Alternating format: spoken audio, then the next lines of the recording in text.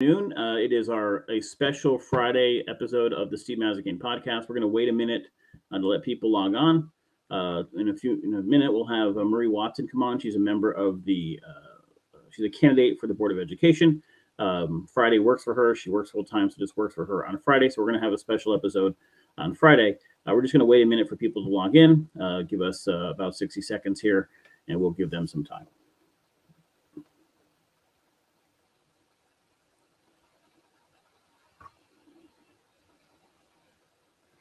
A really good day for the market, which I needed.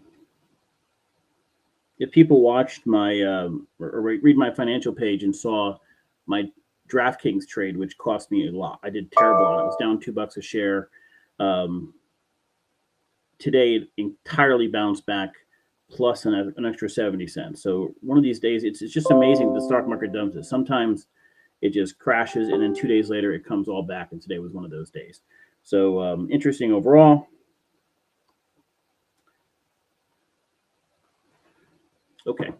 All right, we have some people on, and as people come in, we'll introduce who we're talking to. But I'll bring Marie on now, and we'll have a conversation. Marie, can I hear you? Yeah.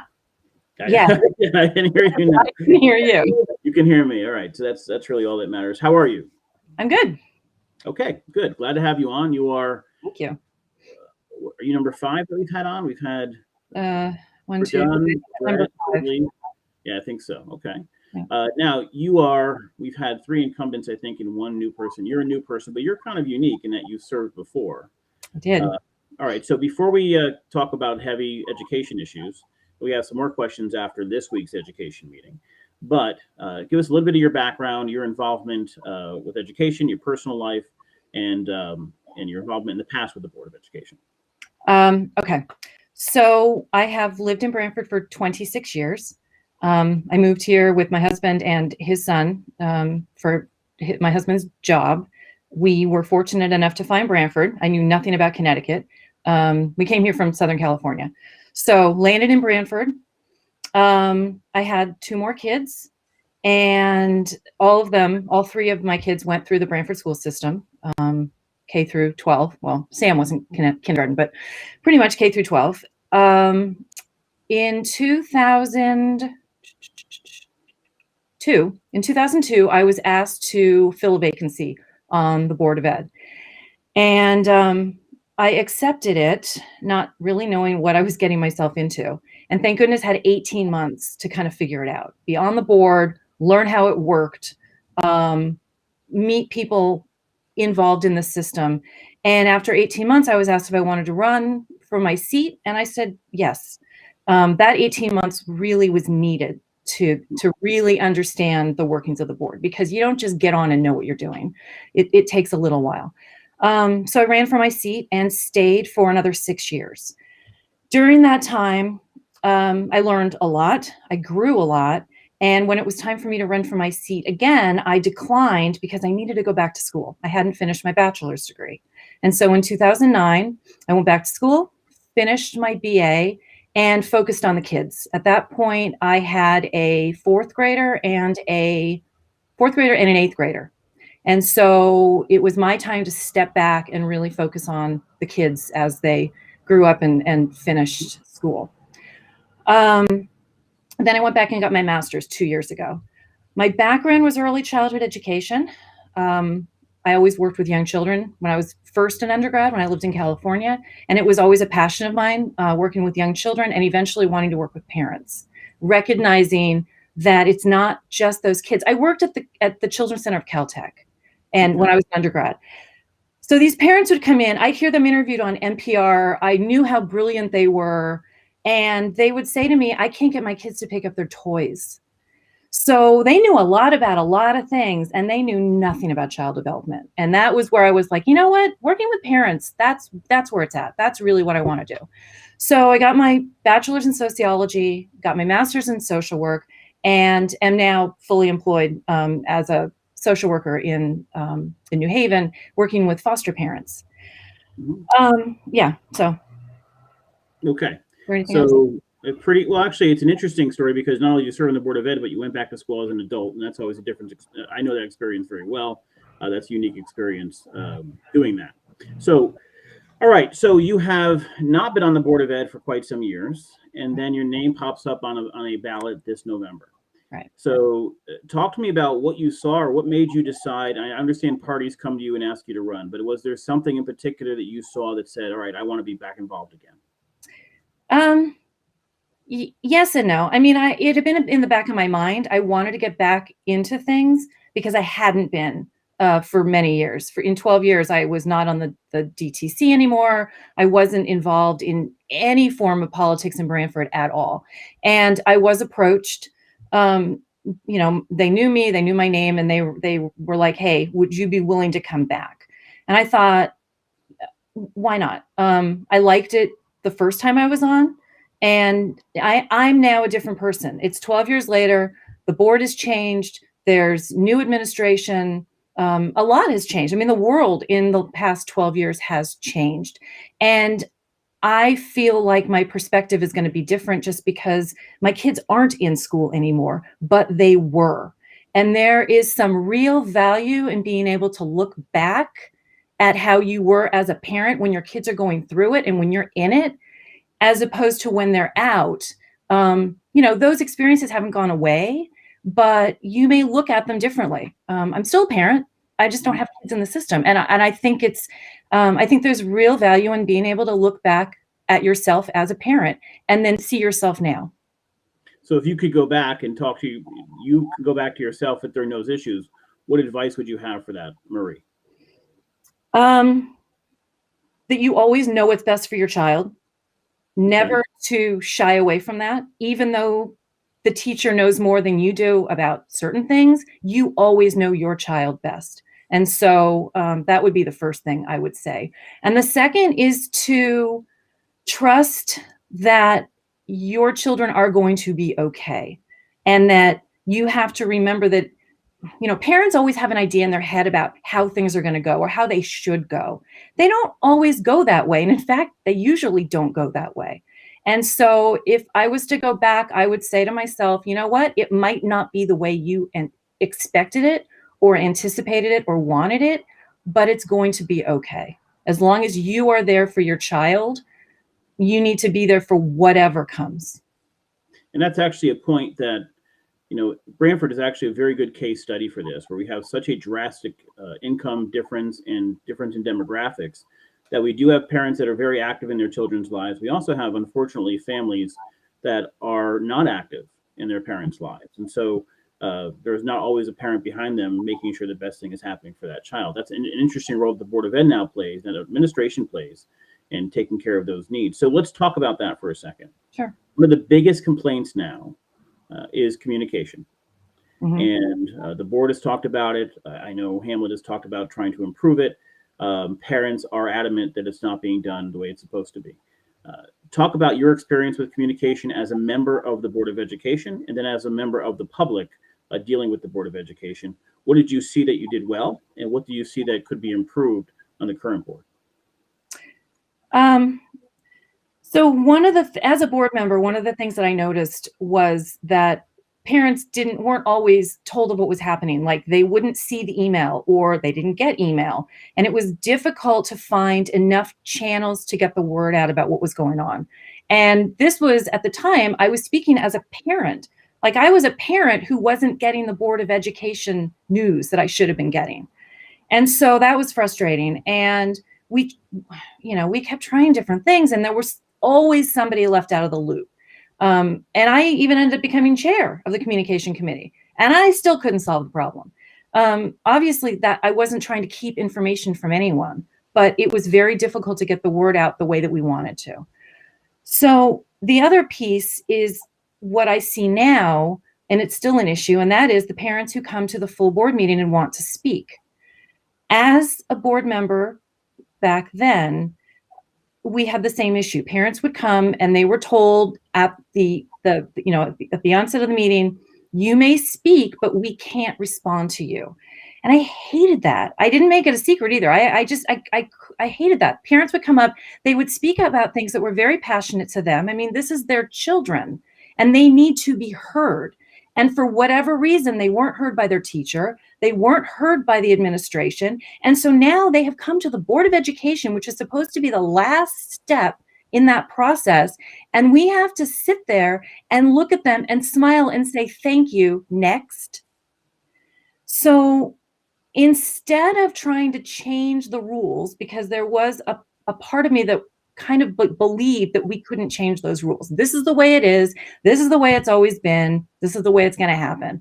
I said I didn't like it. And I made sure that every parent I knew was told that they could come to the committee meetings and they could talk all night long with us. They could literally pull a chair up and sit on the other side of our table and we could have dialogue.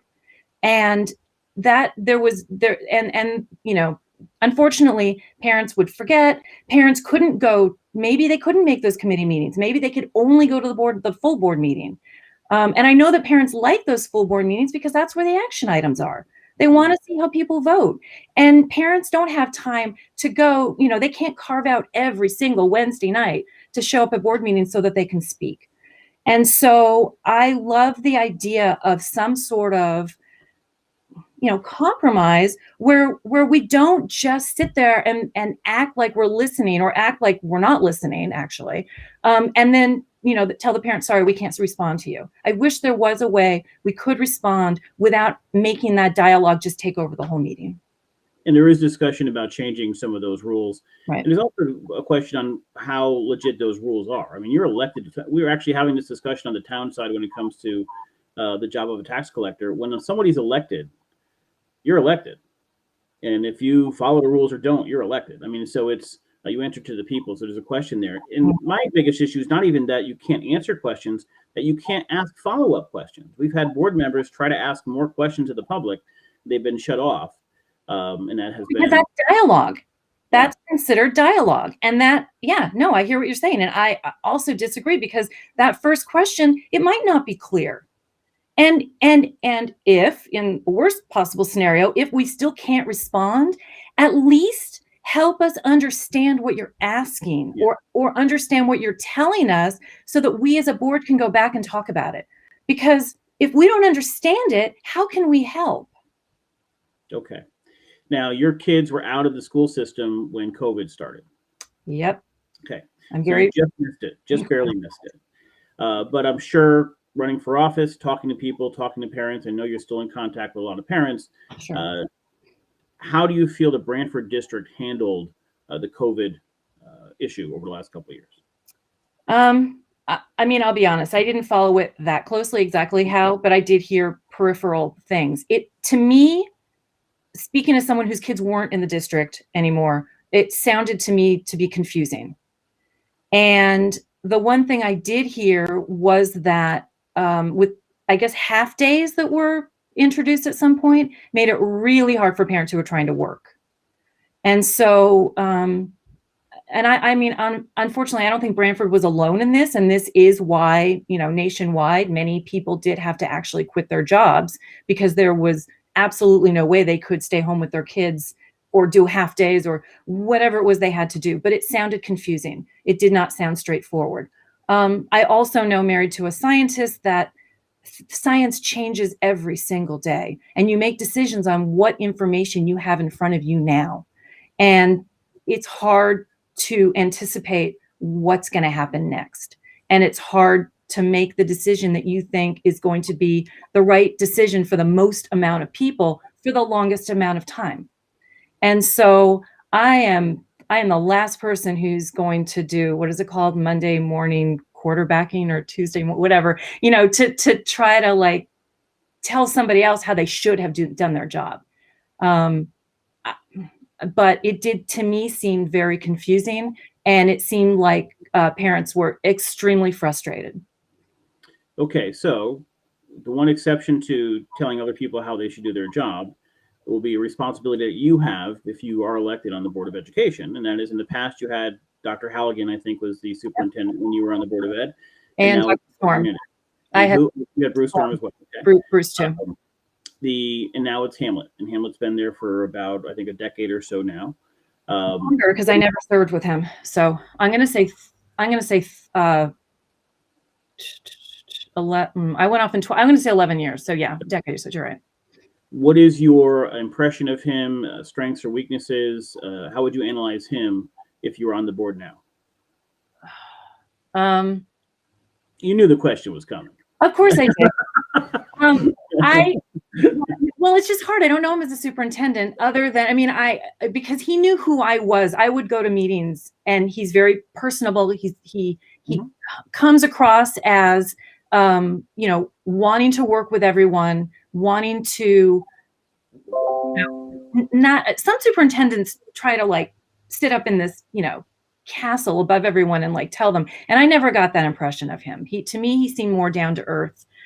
And the impression I also have is that people don't feel like he communicates well, and that he kind of almost hides behind the board. Whether it's true or not, perception is really important. And if you're perceiving it that way, then guess what? That is the reality for you. And I know the other question that you were going to have is about, how I would judge him based on contract and extending it. When I was on the board the first time, I worked with two different superintendents, and I was critical of both of them in different ways. But I am not the person who is going to sit on camera and publicly berate the superintendent or a fellow board member. It's not how I operate. And so we had lots of discussions in executive session where we were all critical, myself included, and those criticisms were made part of that following year contract. It didn't help that there were times when board members would come out of left field and say things about the superintendent on camera that none of us were expecting. And in my opinion, that's not fair to anyone. I don't care who you are. I don't care if you're elected. I don't care if, yes, it's a superintendent of schools. Yes, we are his employer. That's unacceptable behavior just in general. If you have a problem, at least give them a heads up and talk about it. And I will tell you that, we didn't have surprises. We did talk about things behind the scenes. Some people like conflict. I don't remember who it was, but one of the people you interviewed said, I love conflict. I'm willing to do this, in person, in public. That's just not who I am. I will do it behind the scenes, but I am not going to sit and attack somebody on camera. And that, to me, that's how it feels. And that's how it seems. I think that the tone and the rhetoric has certainly increased significantly the last few months. And we do have people in town who are, quite frankly, just trying to start a fight. They're going to meetings to be divisive. We understand that. But I will say that most parents don't seem to be that way. I think the judgment that I use is somebody involved all the time, or are they suddenly getting involved recently? So when we basically had the reopening discussion, there were a lot of parents who were not normally involved. And the question there was communicate. We had all of our towns around us reopening, and we had no real reopening plan in Brantford. And so that was watched some of those meetings. Yeah, and that was one of the biggest complaints about Hamlet was it feels like we're the last one to do anything. Mm-hmm. And I'm even including announcing a snow day. For Christ's sake, we are the last town to announce a snow day. So when it came to reopening, a lot of parents were upset because there didn't seem to be a plan to reopen. It seemed like that there was a plan to actually not reopen, especially with our neighbors doing that. And a lot of the complaints we hear from teachers is that the management style is very regimented, like a chain of command. You must go to this person, this person, this person. Mm-hmm. It's interesting about superintendents is they all come in with the same speech, right? They all come in with, I'm going to have an open door policy and I'm going to talk to everybody. And I think after a year or two of that, they realize, wait a minute, that's not really possible. Yeah. And, 4,000 parents knocking on their door every day. Right. That being said, but you do have, there's a group of parents that are upset about what's happening. Mm-hmm. And you have a style that is less, I would say less abrasive, but less public than some of the other candidates that are seeking office. That's just your style. That is just my style. Yeah. So you served. We're going to ask you another question. One of the first votes you're going to have when you get in is on the chairman. Mm-hmm. John Prince is the chair now. Right. It's kind of the same thing applies. There's some displeasure with from members of the public on the job that he's done. Mm-hmm. I do want to stipulate, Tim Rayner messaged me and just said last night they did change the rule about being able to answer questions from the Board of Ed. So I'll be honest with you. If I was a member of the Board of Ed, I would have said, to hell with that rule. That's just nonsense. But Yes, it's officially changed. So Tim, thank you for sending that in. Um, and hopefully that's a long-term change. But you worked with John Prinz before. You served with him on the Board of Ed before. I did. Talk to me about his job as chairman and your thoughts about John. Well, first of all, I've never worked with him as a chair. I've worked with him that is different. The meetings I have seen, and this is not a criticism of John, but the meetings I have seen, it feels to me like he's not acting like he's hearing what is being said to him. When parents are speaking to him directly, I feel like he's just not responding in a way that makes them feel heard. But again, I'm not going to sit here and criticize John. I worked with him for many years on the board. He's an excellent board member. And I just don't know what it's like to work with him as chair. Okay. And I will also say that I have never been part of a board after an election that did not have an election to change the chair. So, I could be wrong, but I am pretty sure. Well, they always do. Yeah. They always change that. So I know that's a big question. Oh, make sure it's a new chair. Yeah, we're having an election. There's going to be a new chair. That's just how it works. Okay. Now you are running for office. What is your, I'm running because what? What do you bring to the table, or what do you want to change? That is the biggest, if you were running against one person and it was a one-on-one head, what's the difference with you?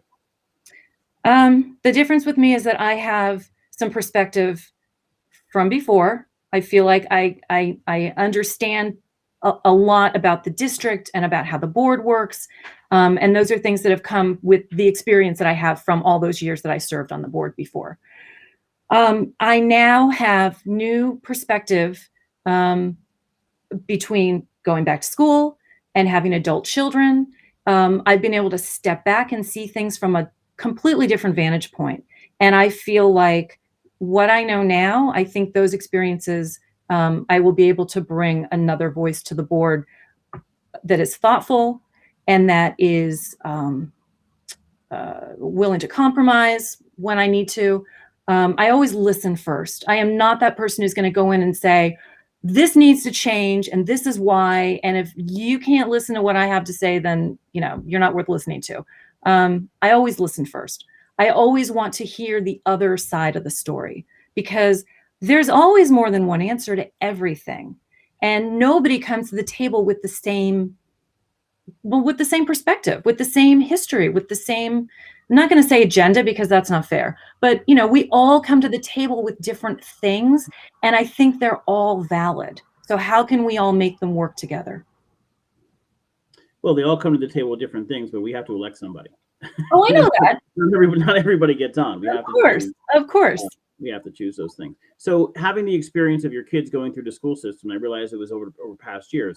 Was there something that stood out at you that you, as you were going through it, said, man, I want to change this. I want to work on this. Anything in that time period? Yeah. So one of my kids struggled with some pretty substantial mental health issues that started in middle school and went all the way through high school. Okay. And I went to many PPTs where I had to really fight to have the administration listen to me when I said, yes, she needs these accommodations for these reasons. And the answer I got back was, but she looks fine and she's an honor roll student. I had to go to her doctors and have them write letters that said, no, she's really not fine and you need to support her. And so I should not have had to work so hard to get the supports that I needed for this kid, who incidentally just graduated from college. Mm-hmm. I know, and she did, and she's doing quite well. Yeah. So whatever you did worked well. That was really frustrating. Okay. And no parent should have to fight that hard for her kid. To get that home. So that'd be something you bring to the table. No question. Absolutely. Yeah. Okay, so give us your sales pitch. Give us your 2-minute. Here's why Marie belongs on the Board of Ed. Didn't I just do that? All right. I belong on the Board of Education because I believe in children. And I believe that as a Board of Ed, our job is to do what is best for our kids. It's not about the teachers. It's not about the administration. It's not even about the parents as much as it is about the children. And every decision I make will be because it's best for the kids.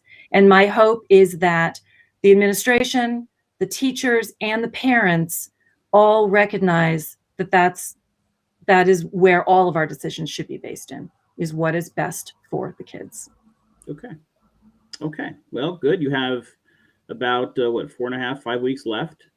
I'm sure you're going to run a very aggressive, expensive campaign for this seat. Yeah. But that being said, it is good to get the different perspectives. And I've been impressed with all the interviews so far. They are very, very different perspectives. And as much as everybody is somehow connected to education as a parent or an educator, or in your case, kind of both, the viewpoints are very different, and the way we approach things are very different. And so it's an interesting perspective to bring. And I wish you well over the remaining 4 or 5 weeks. Thank you, Steve. Thank you for the opportunity. I think it's great that you're doing this for all of us. All right. Thanks, Marie. I appreciate you coming on. And if we need you again, you're available. Yes, I am. Okay. All right. We may call you on that. Appreciate it. Talk to you soon. You. All right. Okay. Bye-bye. Okay. So actually a good interview with Marie. It has been the impressive aspect for me so far is seeing the unique perspectives. And you've had from people who are teachers, their whole family are teachers, to people who are in education, but also in business and understand that aspect of it, to people who are parents and social workers. You have a very unique group of candidates here. And so far, what I've seen is they've all qualified. It's a very tough vote so far to look at who really jumps out at you. And so I'll have my picks before the election, but I'm sure you all do as we interview the rest. Okay, we are scheduling the rest for the next 2 weeks.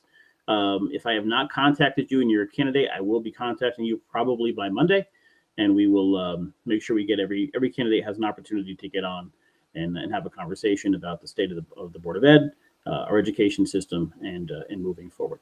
Okay, that's it for today of our Friday episode. We will be back on Monday at 4 o'clock. I hope you all enjoy this amazing weekend, and I will see you on Monday at 4. Have a great night.